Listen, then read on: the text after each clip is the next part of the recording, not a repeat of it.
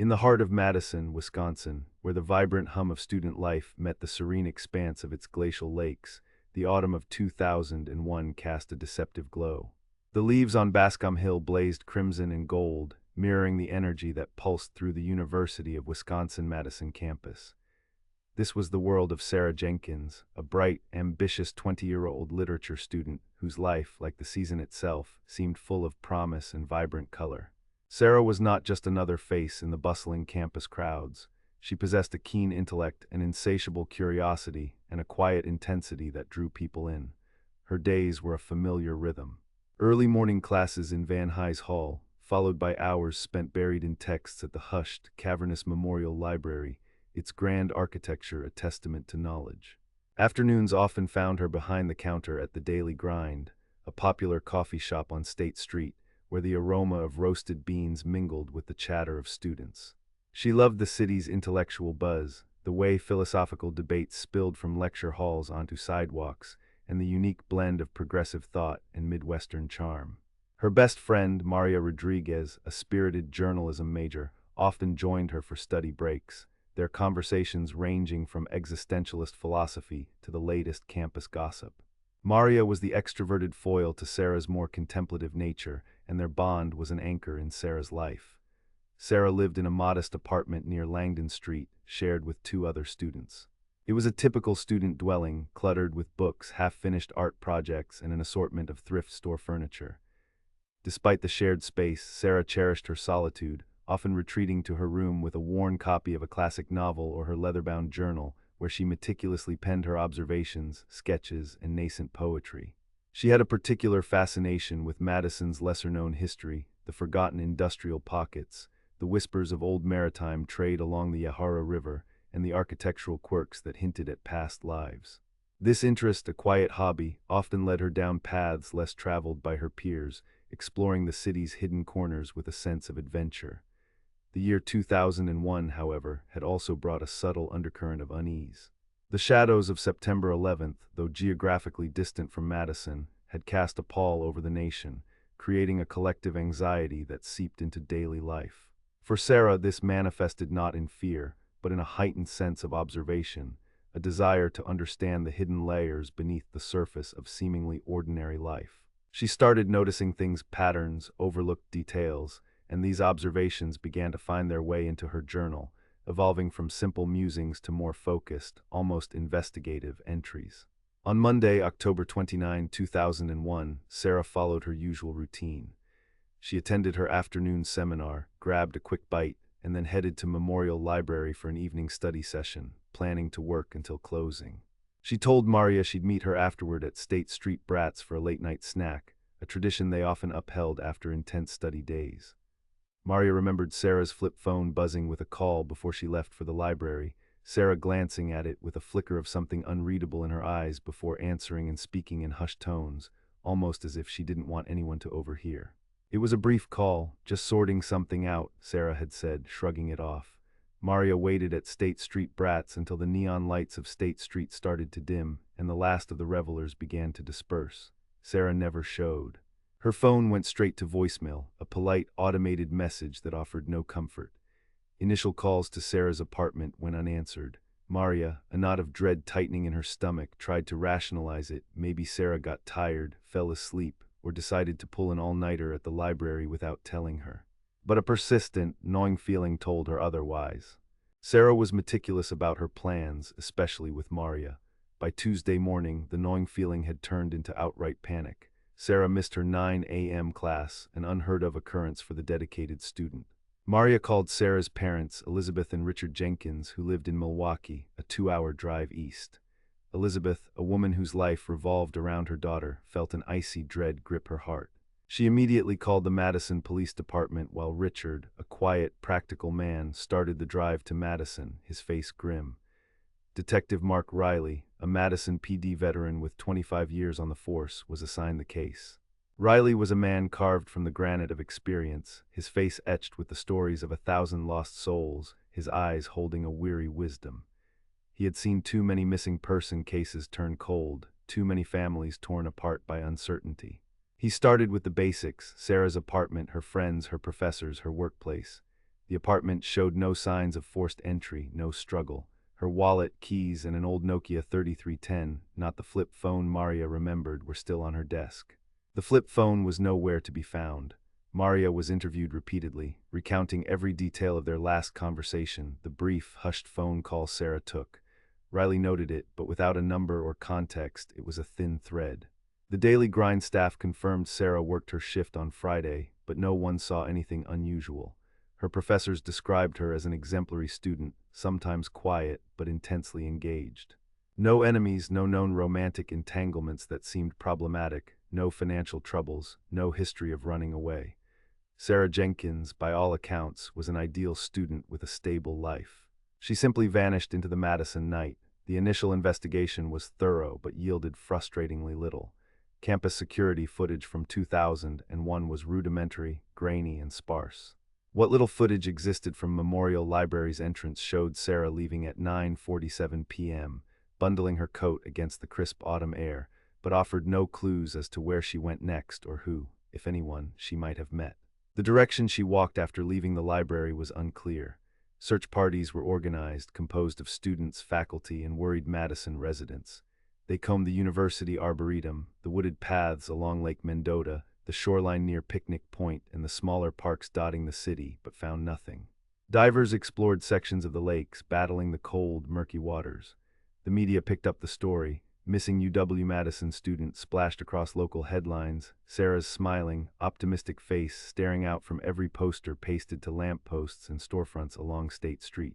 Elizabeth Jenkins became the public face of the tragedy, her raw grief palpable, her desperate pleas for information echoing in every news broadcast.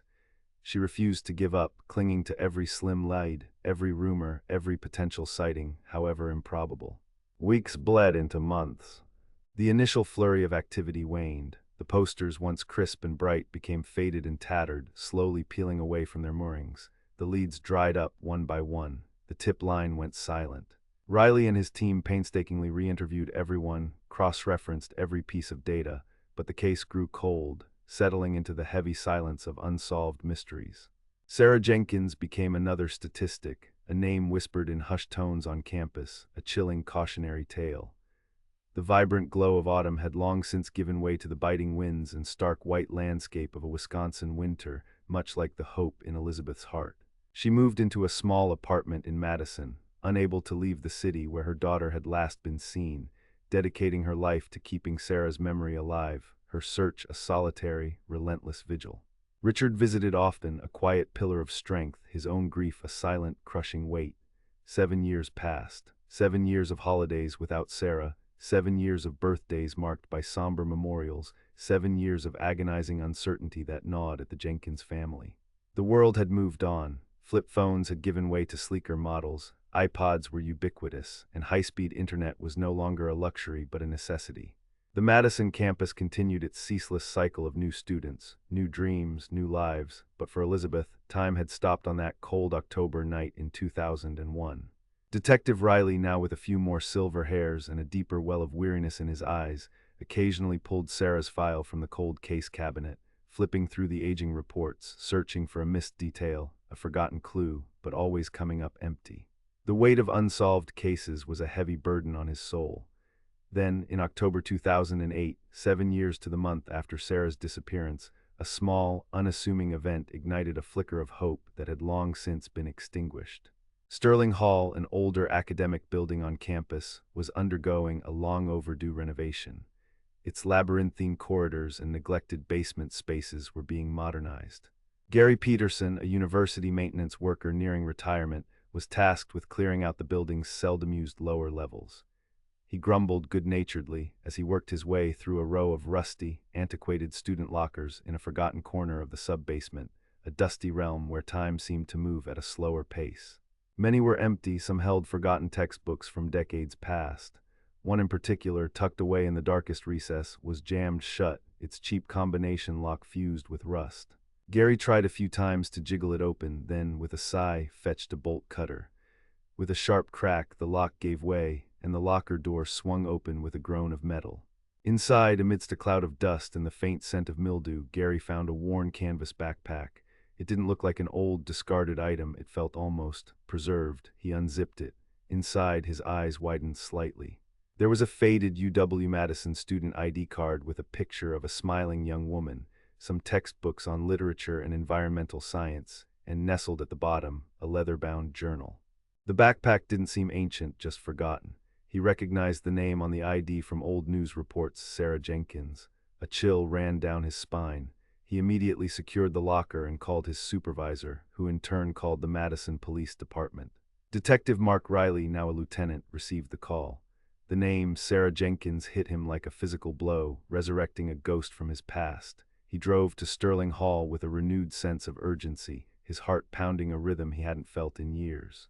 The backpack, journal, ID, and textbooks were carefully collected, sealed, and taken back to the station. This was the first tangible lead in 7 years. Back at the precinct, in the sterile glow of the evidence room, Riley carefully opened the worn leather journal. Its pages were filled not with typical diary entries, but with meticulous observations, intricate sketches, and cryptic notes. Early entries contained typical student musings, literary quotes, and whimsical drawings. But the later pages, dated just days before Sarah's disappearance, were starkly different. They were filled with frantic, detailed sketches of an old, abandoned industrial building near the Yahara River, its brickwork crumbling, its windows shattered. There were also precise architectural details of its unique, almost Gothic water tower, a landmark known only to a handful of locals. Interspersed among the drawings were cryptic phrases. "The Watcher whispers of the old port, shattered glass hides the truth." The most jarring discovery came near the end. Taped crudely inside the back cover was a small, grainy photograph. It was clearly taken discreetly, probably with an early flip phone camera, and was slightly blurry. It depicted a man's profile, his face partly obscured by shadow and distance, standing near the entrance of the very industrial building Sarah had sketched. He looked ordinary enough, perhaps in his late 40s or early 50s, dressed in a work jacket. But in the background, parked partially out of frame, a dark, older model Ford pickup truck was visible. Crucially, a portion of its license plate number was discernible, WASC, followed by 3 numbers, 7G. The last 2 characters were smudged but legible enough to narrow down possibilities. Riley felt a jolt of adrenaline. Sarah hadn't just vanished, she had been investigating something, and she had deliberately hidden this information. The locker wasn't just a forgotten storage space, it was a dead drop, a desperate attempt to leave a breadcrumb trail. She knew she was onto something dangerous, and she knew she might not make it back. The fact that she left it in Sterling Hall, a building she likely frequented but perhaps not as intensely as Memorial Library, suggested a calculated move, somewhere she felt secure enough to place it without immediate discovery, but accessible enough if she needed to retrieve it. The investigation was immediately reignited, with a vigor it hadn't known in years. Riley, despite his age, felt a renewed purpose. The old port references, once dismissed as poetic musings, now took on a sinister significance. He assembled a new task force. The old industrial building near the Yahara River, long considered a local relic, was immediately secured.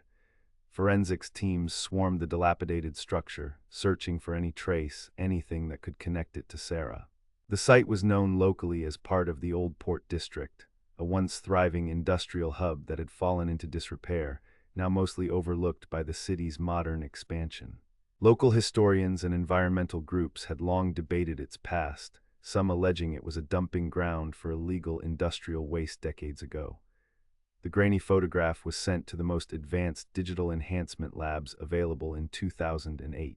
The blurred license plate, the partly obscured face, these were now crucial. With the enhanced photo, police databases were scoured. The partial license plate led to a small pool of registered vehicles matching the description. The man's enhanced profile, though still challenging, allowed for a more focused search through local mugshots and employment records.